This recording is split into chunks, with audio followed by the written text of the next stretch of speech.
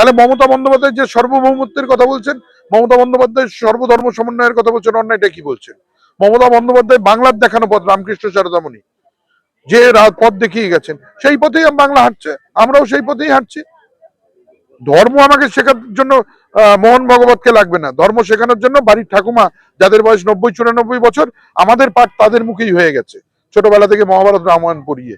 সুতরাং এই ধর্মের পাঠটা আমরা কারো কাছ থেকে নিতে যাব না, বরঞ্চ তারা আমাদের কাছ থেকে এসে কিছু নিতে পারে।